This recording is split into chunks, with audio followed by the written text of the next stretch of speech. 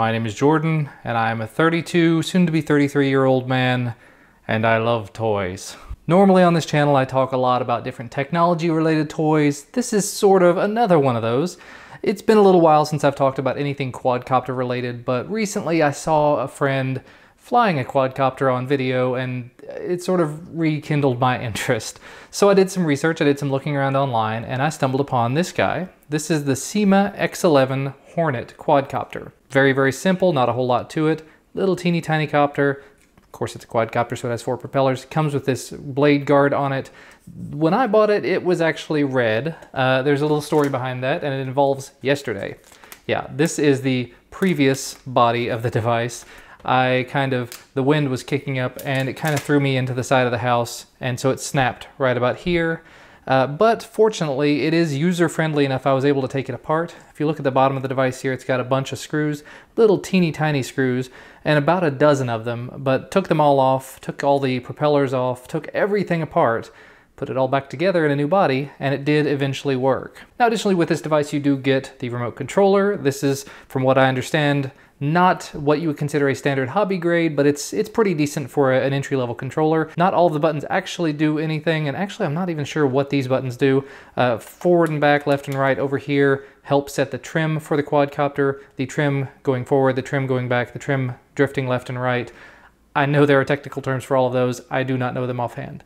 Additionally, you can change the different settings of the quadcopter by holding one of these buttons and hitting this button. So if I hold the left button and I turn it on, it's going to reset the calibration of the quadcopter and the controller so that it's all back to 0, as it were. So you're 0, 0. So if you trim it forward, backward, left, and right, if you get something messed up and it's just flying all over the place, you can reset the controller so it resets everything so it syncs all back up.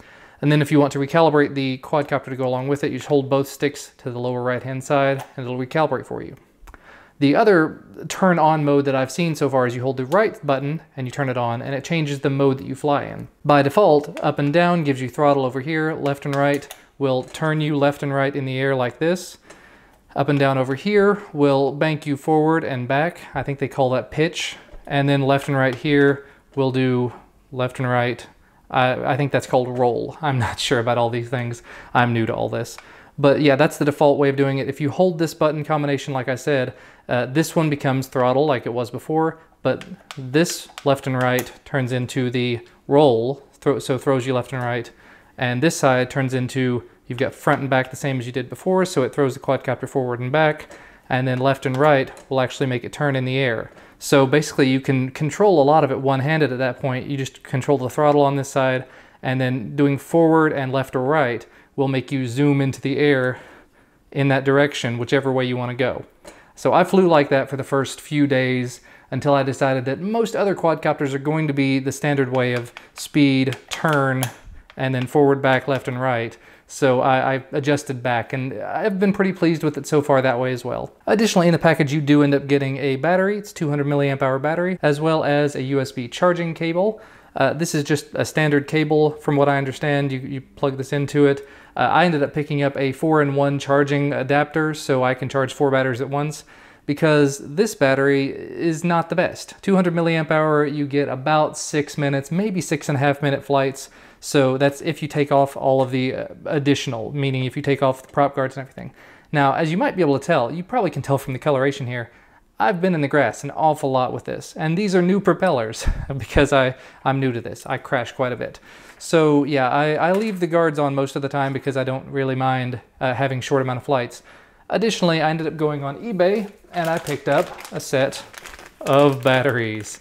Yes, this is a 5-pack of batteries. They're all 500 milliamp hours and they fit in this quite nicely. Let me just go ahead and stick one of these in here just so you can sort of see what it looks like with the 500 milliamp hour battery in it. It's a little big, it does poke out a little bit, but I have not had it fall out yet. It's a tight enough fit. There you go. So the battery fits in there and you just plug it in. Once you plug it in, the lights come on, starts flashing, it's ready to be paired. So for example, if I do that, pair it by going stick up, stick down, see it's paired, and it's ready to go. And actually, you probably saw there, this one propeller stopped at a weird rate. I think I've got something wrong with this motor or the way that I've got it installed after my massive crash yesterday. So I might have to go back and take it all apart again, and I might have to replace the motor. I did end up picking up spare motors. Turns out the parts for these are ridiculously cheap online. There's a company called GearBest, and they've got most of the parts for this in the range of a couple of dollars. So this new body, I think, was less than $3. Motor was about $1. A new set of propellers was about $1, so I ordered a couple sets of those. And you will go through them, because in the time that I've had this, which has been a couple of weeks, I've broken 4 props. And you notice they're all white. So that means that I'm hitting it a very specific way whenever I fall. So just beware, if this is something that you are interested in, it will become potentially a little bit of an expensive hobby.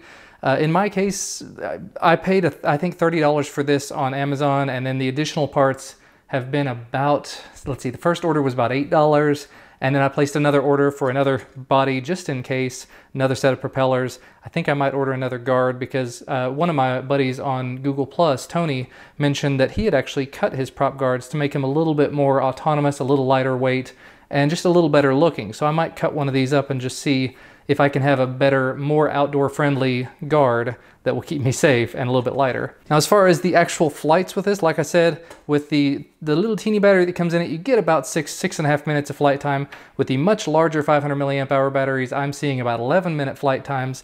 I did also test some 380 milliamp hour batteries. I ended up sending those back because 4 out of the 5 of them were dead. But the one 380 milliamp hour battery I had, I got about 8.5 minute flights out of it. So you got little incremental updates there. 15 bucks on eBay for a 5-pack of 500 milliamp hour batteries. I couldn't say no to it. And with those, like I said, 5 of them, I can fly this thing for almost an hour at a time, no problems. Give it a few minutes in between just to let the motors cool down a bit, but hasn't been a problem so far. And like I said, I have been using this for both indoor and outdoor flights. The wind does tend to grab it when it's outdoors, and I have ended up in a tree more than a few times at this point. So do be wary of that if this is something that you're interested in. There are loads and loads of these little quadcopters out there in the, let's say, $30 to $50 range for entry level. And there's little nano ones that are teeny tiny that are, you know, just the size of a quarter or something, that are about that same price, if not a little bit less. I've seen the Cheerson CX10 for about 16 bucks on GearBest. Do keep in mind, if you order from a company like GearBest, it's coming directly out of China, so it's gonna take 2 to 3 weeks, maybe more, for it to show up. All the parts that I ordered, I mentioned before, like the propellers and the new motor and everything, those took about 2.5 weeks to show up, and the new parts I've ordered are gonna take another couple of weeks, and the other quadcopter I ordered, yeah. There was another quadcopter, it's a little bigger, and it was $25 after coupon, I think, 25 or 26. So I'll have another one of these kind of videos sometime soon, hopefully another week, probably 2 weeks before it shows up. So if this is something you guys are interested in, definitely let me know. I'll put more of these kinds of videos up as I play with these some more. And if you're not really interested in it, I may try a video over on my Twill Plays channel. Remember, if you haven't seen that channel yet, I do a lot of, actually the primary stuff I do over there is unboxing loot crates and things of that nature, toys and play, so it might be more suited for that channel, but I figured this was just a little bit of fun. So if this is something you guys are interested in, definitely make sure to give me that thumbs up down below the video. Subscribe to receive more videos when they become available, and I will see you again next time.